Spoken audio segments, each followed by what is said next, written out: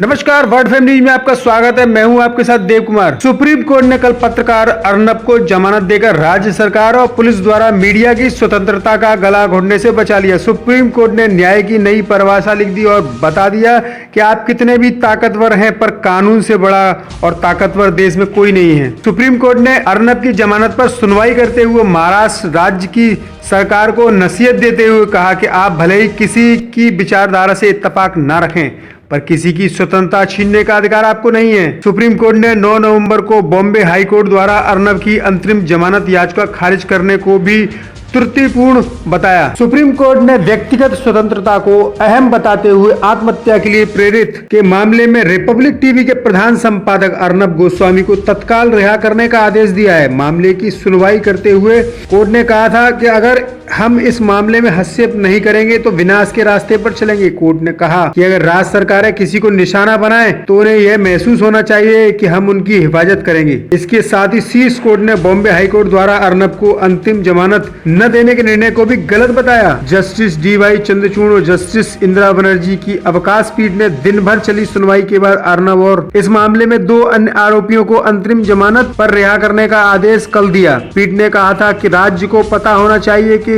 लोगों की स्वतंत्रता की हिफाजत के लिए सुप्रीम कोर्ट बैठी है। पीठ ने महाराष्ट्र सरकार से कहा, आप किसी की विचारधारा भले ही इत्तेफाक न रखें, लेकिन संवैधानिक अदालतों का दायित्व है कि वो स्वतंत्र रूप से उनकी रक्षा करेगी। 9 नवंबर को बॉम्बे हाई कोर्ट द्वारा भी अर्नब की अंतरिम जमानत याचिका खारिज करना एकदम त्रुटिपूर्ण रहा। सवाल यह है कि क्या वित्तीय तनाव की स्थिति में खुदकुशी करने पर आईपीसी की धारा 306 का मामला बनता है? यह विचारणीय है। अपने अधिकार क्षेत्र का प्रयोग करने में विफल हो रहे लोग ट्वीट के लिए जेल में हैं। न्याय का उपहास नहीं है कोर्ट ने, क्या इसके लिए किसी को जमानत से वंचित किया जाना? अर्नब केस की सुनवाई के दौरान सुप्रीम कोर्ट ने जिस तरह की टिप्पणी की है उससे महाराष्ट्र सरकार व पुलिस दोनों ही कटघरे में है, सवालों के घेरे में है। इस केस से साबित हो चुका है कि सरकारें व पुलिस अपनी ताकत व पद का किस तरह से दुरुपयोग कर सकते हैं।